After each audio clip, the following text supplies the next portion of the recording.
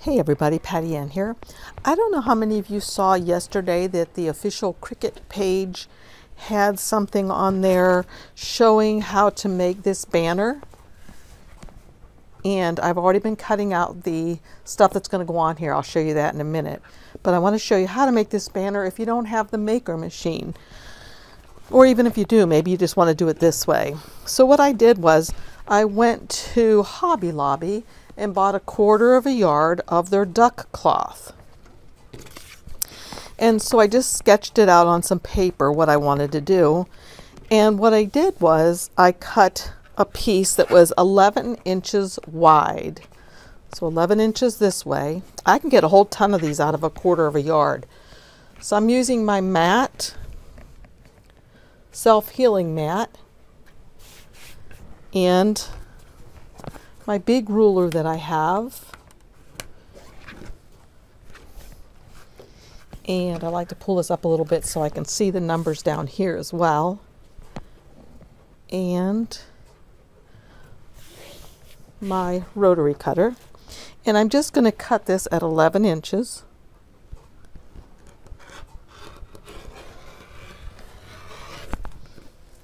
Okay, just like that. And okay, and then what I did was I made it 16 inches long. And then to get the nice angle that they have on theirs, all I have to do is fold this in half like this.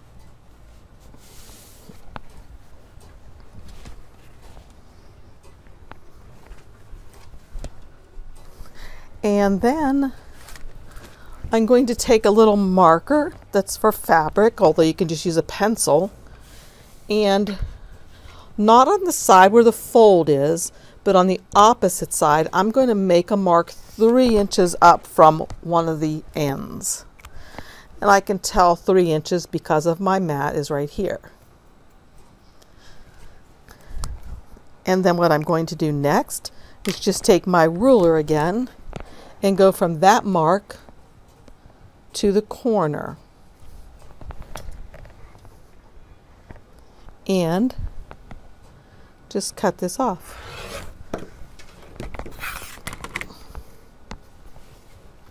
And there's the beginning of the banner. The next thing that you'll remember that they did was they used this Steam-A-Seam too, and I'll have this link down below in case you don't have it and want to order some online from my affiliate link. But this is the roll of it. I got mine at the local quilt shop. And so I guess I should turn my heat press back on. So all I did was kind of roughly measure out a piece for this side. Aha, but before I did this, what I did do, remember how she had that drawn line that her machine did, her Cricut maker? I'm just drawing mine with this pen. Again, I'm just using the ruler, and they said, I think they said 2 inches down, but that's what I've done. I'll put the measurements that I used in the link below or underneath the video. Okay, so that's where I'm going to fold. So I already have a piece of the Steam-A-Seam to here. I'm going to also put a piece over here. And this is so you don't have to sew anything. It's going to cover up all the raw edges nicely.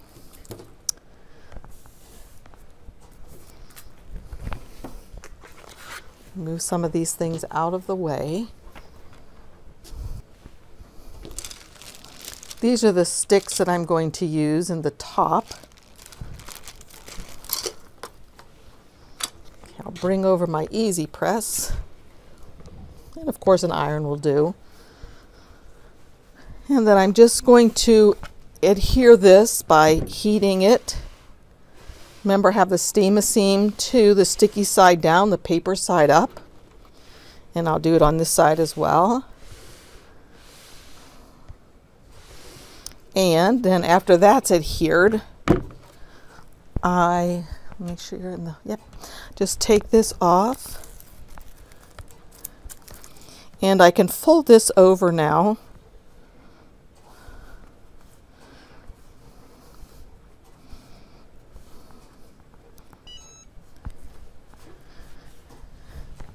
And up here at the top, I'm going to go in at a little teeny tiny bit of a more angle. And then I'm going to press that into place. Okay. And I'll do the same thing on this side. I've already heated it, so it's already been adhered. So I'll take the paper part off. And again, up at the top, I'm going to angle it in just a little bit. And then the rest of it will be just the width of the steam-a-seam too. There we go. And angle this in just a little bit. Okay.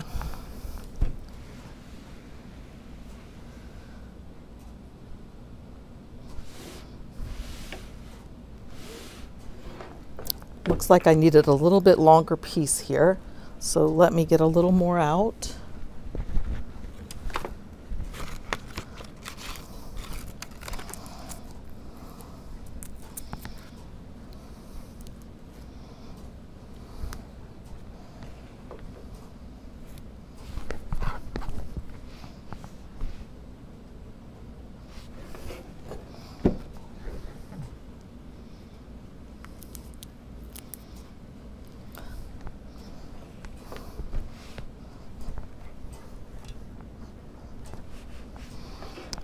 And now I could cut off this tip a little bit, but I haven't done that yet, so I'm not going to for this video.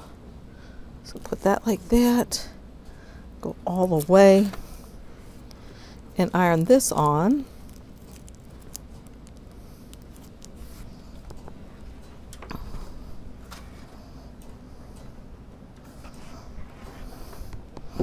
And then I'll finish this side and just kind of make this go up nicely into place like that.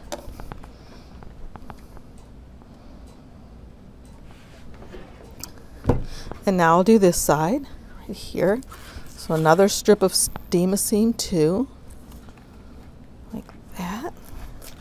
And you can just rip it with your hands if you see me doing. It's just like a paper backing.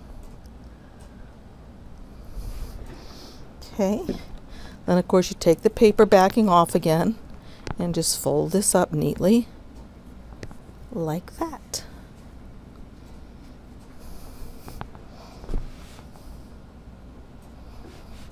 And as you can see now, I didn't need to have a maker machine at all. This is working just perfectly like this.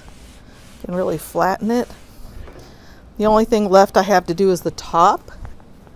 And again, I'll just take a piece of the steam-a-seam too. This stuff's great. You know, maybe you want to sew yours, and I do a lot of sewing, but this is so easy and quick. I just love it. They had a great idea. I just felt sorry for people that were saying, can I do this with my Explore Air? I was like, yes, you don't have to cut this rectangle out on the maker. You can definitely cut it like this. Now this is why I went the angle in a little bit, because I don't want this to show. And so since I angled it in just a little bit, it won't show. Now the type of pen that I used is one that's getting heat set when I heat this like this. So I have to make sure that I curve it under enough so it's not going to show on top. This is the kind that comes off with water. And there it is. And so this, I have two of them already ready for my adhesive, my iron-on. And then this little stick that you can get from Hobby Lobby, this goes right in here like this. And you use some kind of cord to hang it. And of course they made a tassel, and I can show you how they did that at the end. So let me go over to my machine and get the thing that I'm cutting.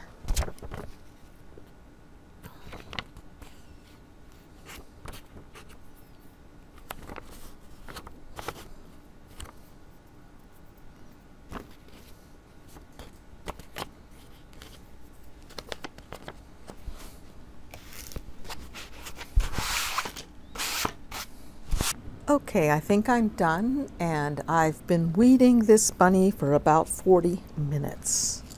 It looks pretty cute though. Okay, I'm going to call that done. So, the next thing I have to weed is the text, which should be a breeze to weed. So, get my regular weeding tool out for this.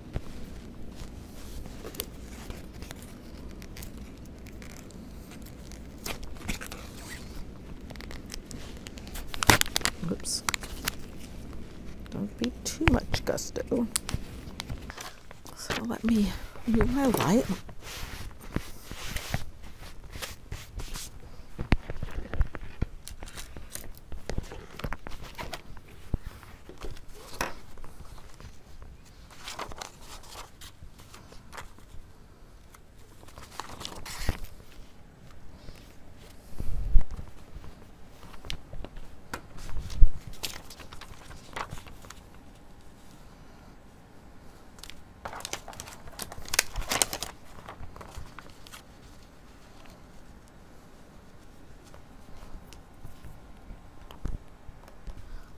Okay, I'm heating up my EasyPress now.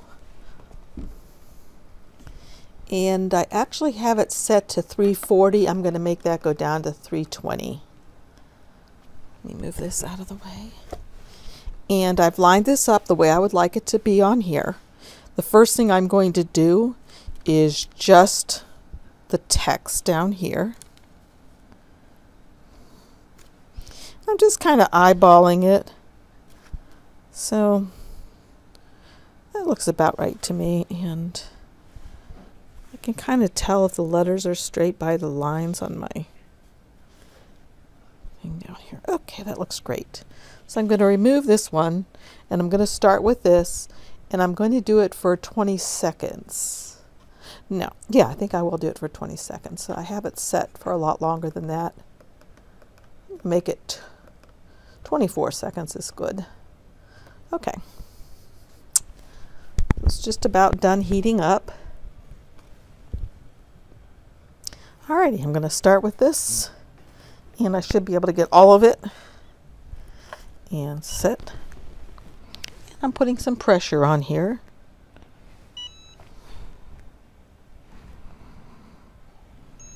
Okay. And flock, as you'll recall, is a cold peel. So I'm going to let this get cold, and I can help it out by rubbing it over here on this cooler surface to let it get cold a little quicker.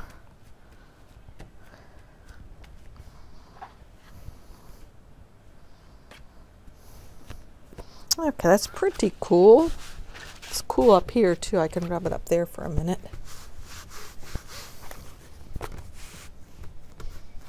Okay, that's pretty cold. So I can peel this off now carefully.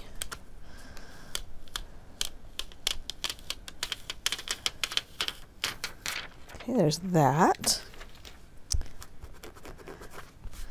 And next comes this. I must have had something on my piece. I'm just going to line him up like that, and this time I think I'll use a Teflon sheet. Cover this. And I might need to do the bunny in 2 pieces.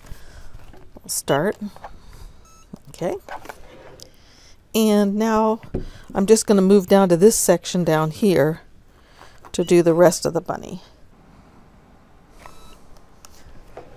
Okay.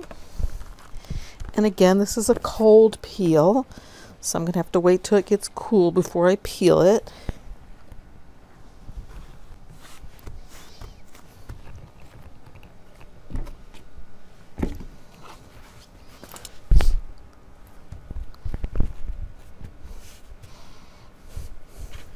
Okay, that's cold now, so I think I can peel it.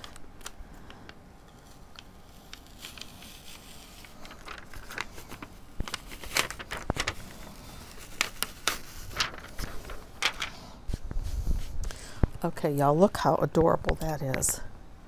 Isn't that cute? And so then I would just get one of my sticks, take it out of this one, and put it in here. And it would be ready to hang, other than making my little pieces that go on the sides here and maybe a tassel to go on the bottom. But isn't that adorable? Okay, I'll make those two things and I'll be back to show you the finished product.